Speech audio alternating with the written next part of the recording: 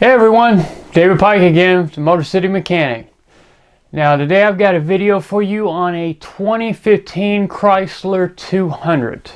I want to show you step by step what you need to do to remove the radio. And I want to go ahead and go through what is the radio, what components sometimes get mistaken as a radio on some particular vehicles, and what is on this vehicle. Because 8.4 touchscreen is not the same from vehicle to vehicle to vehicle. Each one is somewhat different depending on what the features are. So in the meantime, I want you to go ahead and take some notes, watch what I need to do as far as removing stuff, watch out what you need as far as tools to take it off as well. So get comfortable, because I'm about to get my hands dirty for you.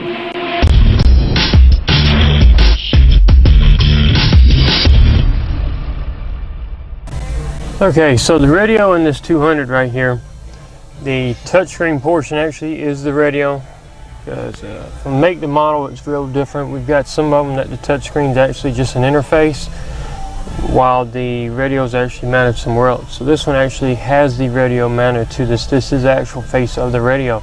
Now to get to it, we need to remove this outer trim piece. This outer trim piece sits on top of another trim piece as well that goes around the instrument panel. Now that will be staying in place. We're just going to grasp this one and pull it off. Now this is on very tight. Now there are numerous clips on the back to hold it in place. You're going to start pulling on it and you're going to think that there's something wrong or holding it.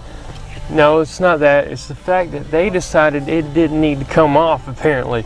Or they didn't want anything to come loose. Nonetheless, it is on there super tight, so we're going to use our plastic trim stick, but we're going to actually have to use it probably to try to pry with, not just to get down in there to pop something loose. So be careful, because the outer edge here is the soft vinyl with foam behind it and along the bottom.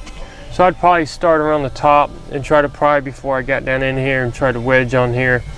So I'm going to go ahead and grab my trim stick and try to work along the top. Like I said, you're probably going to use a little force, because it is on there to the point where you think something else is holding it. There we go. Alright, we've got it knocked loose. Now the only thing that has electrical connector on this bezel is for the hazards. So we've got to gain access to that on the back side. Squeeze the lock, pull it off. Here's that hazard switch, and that was the connector on the back. And here is the connectors. This is a single stage connector that you just press and pull out. Now, the radio itself is held in place with a total of 4 Phillips screws. Go ahead and get those out. Set them somewhere where you won't lose them. Right. So now we can go ahead and grasp it and start working it out. There we go. Now this one's actually got a pretty good length of cord on the back, so we can actually pull it out enough to start seeing all the connectors. Now this one only has it has one antenna cable and hook, and then we got our multimedia / USB cable, and then we've got our newer style connectors that they're putting on a lot of these radios. Let me go ahead and show you a little close-up on that and how to release it. So to get the main connector off, it's a latch style, which kind of pivots, kind of like a lever, I guess you could say, an arm. We need to push in on this side. We push in, it releases the arm, and as we rotate the arm up, you'll see how the connector starts raising up out of the radio. Now it's completely removed. Now when you go back with it, just make sure you line everything up, make sure that it's all the way up, start pushing down, start rotating the lever. Now it'll start sinking down into the radio, pull down until it snaps.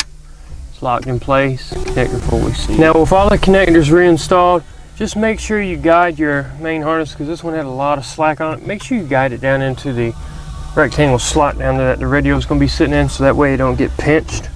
And just start pushing the radio down, line it up. It's a nice snug fit. You're going to get your 4 Phillips screws put around, plug in your hazards, grab your trim bezel, and give it a couple of good snaps all the way around. Make sure it's fully seated. So there you go, another 8.4-inch touchscreen radio. And if you've seen any of my previous videos, you probably saw some of them are different than others. Some, the screen is part of the radio. Some of them, the screen is just the interface, radio somewhere else. Well, now you know on this particular vehicle, and now you know what you need to do to take it loose as far as getting the trim off. And as things have been coming along lately, it seemed like everything's held on harder than it needs to. It's just a piece of trim holding a radio or just covering the radio. So you're going to have to pry on it with some force. I don't like that, but then again, I don't build these things. It's just the way it is. They don't want them to come apart for some reason. I don't know. But nonetheless, you're going to have to use a little bit of force. Just don't break anything. Try to, you know, there's that fine line between, I got it, snap. Yeah, just take your time. You'll get it. Just, nonetheless, have a little patience. So, with that, thanks for watching this video. One thing I'd love for you to do is leave any comments, suggestions. You got a problem with a Chrysler, Dodge, Jeep, or Ram? Hey, go ahead and ask me. I might have the answer. Maybe I can get you the answer. If not, maybe I can give you a suggestion.